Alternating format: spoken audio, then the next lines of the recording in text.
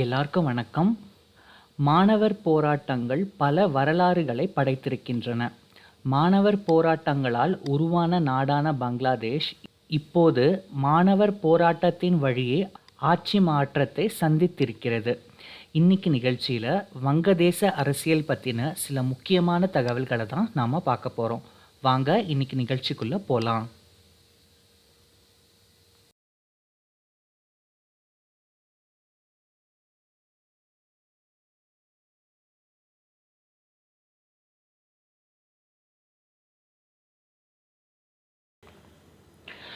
India Pakistan பிரிவினையின் போது தற்போதைய பாகிஸ்தான் ஒரு புறமும் தற்போதைய வங்கதேசம் வேறு புறமும் இருந்தாலும் இரண்டும் ஒரே நாடாக பாகிஸ்தானாக இருந்தது.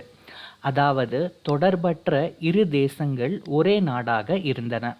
தற்போதைய பாகிஸ்தான் மேற்கு பாகிஸ்தான் என்றும் வங்கதேசம் கிழக்கு பாகிஸ்தான் என்றும் அழைக்கப்பட்டது. இரண்டையும் பிரித்தது இந்திய நிலப்பரப்பு. அது மட்டுமின்றி இரு பகுதிகளும் கலாச்சாரம் மற்றும் மொழி ரீதியாகவும் பிரிந்தே இருந்தன. மேற்கு பாகிஸ்தானில் உருது மொழி பேசும் மக்கள் இருந்தார்கள் என்றால் கிழக்கு பாகிஸ்தானில் வங்க மொழி பேசும் மக்கள் இருந்தார்கள். இரு பகுதி மக்களும் தனித்தனியாக இருந்தாலும் அரசு மேற்கு பாகிஸ்தான் தலைவர்களிடம் இருந்தது. இரு பகுதிகளுக்கும் இடையே இருந்த பொருளாதார ஏற்றத்தாழ்வு, இராணுவ சட்டங்கள், வங்க மக்களை கீழாக நடத்தும் அணுகுமுறை போன்ற பல்வேறு காரணங்களால் இருதரப்பு தலைவர்கள் மற்றும் மக்களிடையே விரிசல் ஏற்பட்டது. இந்த எண்ணமோ 1948ஆம் ஆண்டு முதலே கிழக்கு பாகிஸ்தான் மக்களிடம் உருவாகி இருந்தது. இத்தகைய சமயத்தில்தான் கிழக்கு பாகிஸ்தானில் அவாமி முஸ்லிம் லீக் எனும் கட்சியை மௌலானா பாஷி என்பவரால் தொடங்கப்பட்டது. இந்த கட்சியின் மாபெரும் தலைவராக உருவெடுத்த முஜ்புர் ரஹ்மான் தனது தலைமையில் கட்சியை மிக பெரிதாக வளர்த்தெடுத்தார். ஆனாலும் கிழக்கு பாகிஸ்தானை தனி நாடாக உருவாக்குவதற்கு இத்தகைய வெற்றிகள் மட்டும் போதுமானதாக இல்லை. தனி நாடாக உருவாக வேண்டுமானால் அனைத்து தரப்பு மக்களின் ஆதரவும் தேவை. எனவே தனது கட்சியின் பெயரில் இருந்த முஸ்லிம் என்ற வார்த்தையை நீக்கினார். தேசிய அவாமி லீக் என கட்சிக்கு புது பெயர் சூட்டினார். கிழக்கு பாகிஸ்தானில் ஓரளவு எண்ணிக்கையில் இருந்த முஸ்லிம் அல்லாத மக்கள் தேசிய அவாமி லீகில் இணைந்து புதிய பாய்ச்சலுடன் கட்சி பயணித்தது. தொடர்ச்சியாக கிழக்கு பாகிஸ்தானில் பல்வேறு உரிமைகளை கோரி மக்கள் போராட்டங்கள், ஆர்ப்பாட்டங்கள் நடத்தினர். ஆனால் ஆயூப் கான் தலைமையிலான மேற்கு பாகிஸ்தான் அரசு போராட்டம் நடத்திய கிழக்கு பாகிஸ்தான் மக்கள் மீது பல்வேறு அடக்குமுறைகளை மேற்கொண்டது. ஆனாலும் போராட்டங்கள் வலுத்த வண்ணமே இருந்தன.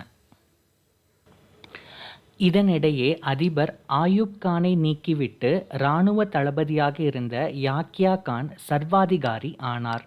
அடுத்தபடியாக பல்வேறு அரசியல் நெருக்கடி மற்றும் பல திருப்பங்களுக்கு பிறகு பாகிஸ்தான் முழுவதும் 1970 டிசம்பர் மாதத்தில் தேர்தல் நடத்தப்பட்டது. தேர்தல் முடிவில் கிழக்கு பாகிஸ்தானில் முஜ்புர் ரஹ்மானின் தேசிய அவாமி லீக் கட்சி பெரும்பான்மையாக வெற்றி பெற்றது. பாகிஸ்தான் முழுவதும் நடந்த தேர்தலில் அனைத்து கட்சிகளையும் கணக்கில் கொண்டால் முஜ்புர் ரஹ்மானின் தேசிய அவாமி லீக் கட்சி அதிக இடங்களை வென்றிருந்தது.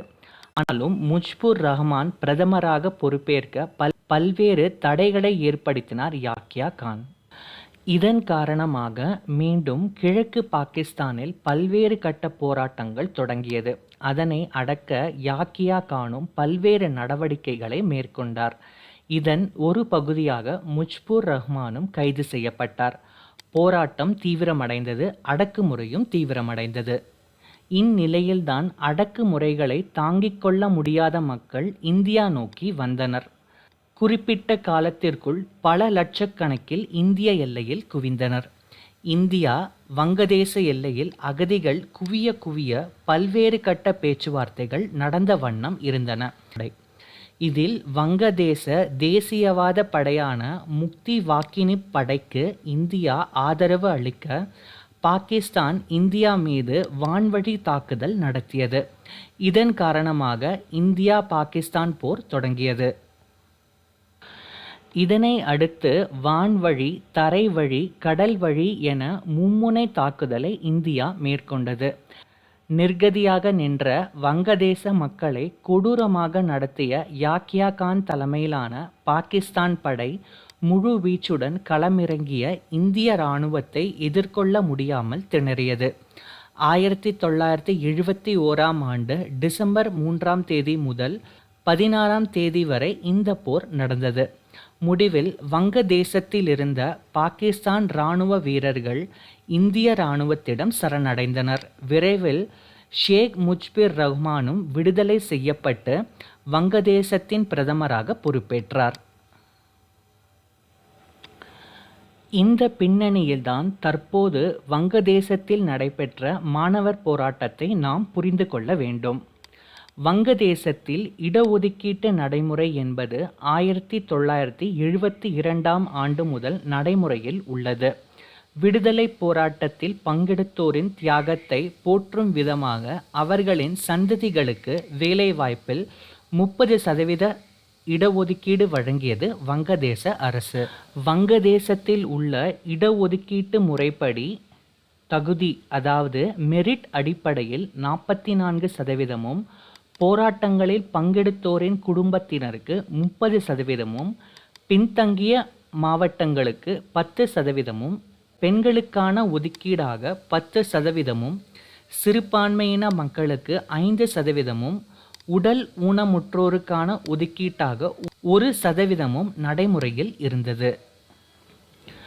சுதந்திர போராட்டங்களில் பங்கெடுத்தோரின் குடும்பத்தினருக்கான இடஒதுக்கீட்டை ரத்து செய்துவிட்டு தகுதியின் அடிப்படையில் மட்டுமே ஆட்சேர்ப்பை நடத்த வேண்டும் என்று எதிர்ப்பாளர்கள் தெரிவித்தார்கள். பின்னர் 2018இல் வெடித்த மாணவர் புரட்சியின் காரணமாக இந்த குறிப்பிட்ட இடஒதுக்கீட்டு முறை மட்டும் ரத்து செய்யப்பட்டது. ஆனால் சுதந்திர போராட்ட வீரர்களின் குழந்தைகளுக்கான 30% இடஒதுக்கீட்டை ஜூன் 2024இல் உயர்நீதிமன்றம் மீண்டும் உறுதி செய்தது.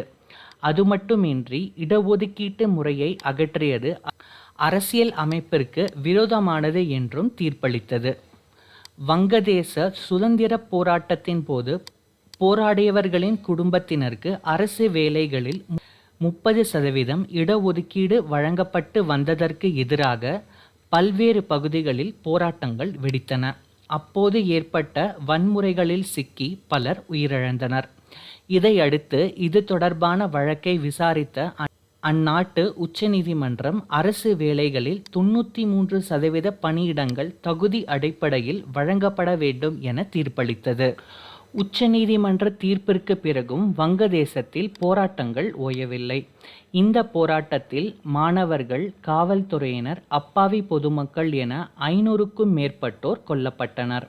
இந்நிலையில் அந்நாட்டு பிரதமராக இருந்த ஷேக் ஹசீனா பதவியை ராஜினாமா செய்துவிட்டு இந்தியாவில் தஞ்சம் புகுந்தார். 1996 இருந்து 2001 வரை மற்றும் 2009 இருந்து 2024 வரை தொடர்ந்து 15 ஆண்டுகள் பிரதமர் பதவி வகித்த ஷேக் ஹசீனா அவர்கள் அந்நாட்டின் வளர்ச்சிக்கு மிக நிச்சயமாக முக்கிய பங்காற்றி இருக்கிறார். 2024 ஜனவரியில்தான் பொது தேர்தல் நடந்து ஆளும் அவாமி லீக் கட்சி வெற்றி பெற்றது. ஷேக் ஹசீனா மீண்டும் பிரதமராக பொறுப்பேற்றுக் கொண்டார். சர்வதேச செய்தி நிறுவனங்கள் உட்பட அநேகமாக எல்லோருமே பொது தேர்தல் நியாயமான முறையில் நடைபெற்றதாகவே கூறினர். ஆனால் நாட்டின் பிரதான எதிர்க்கட்சியான பங்களாதேஷ் தேசிய கட்சி பொது தேர்தலை புறக்கணித்தது. வங்கதேசத்தில் நோபல் பரிசு பெற்ற பேராசிரியர் முகமது யூனுஸ் தலைமையிலான இடைக்கால அரசு பதவியேற்றது. வங்கதேச பிரதமராக இருந்த ஷேக் ஹசீனா தனது பதவியை ராஜினாமா செய்த 3 நாட்களுக்கு பிறகு இந்த பதவியேற்பு நடைபெற்றது.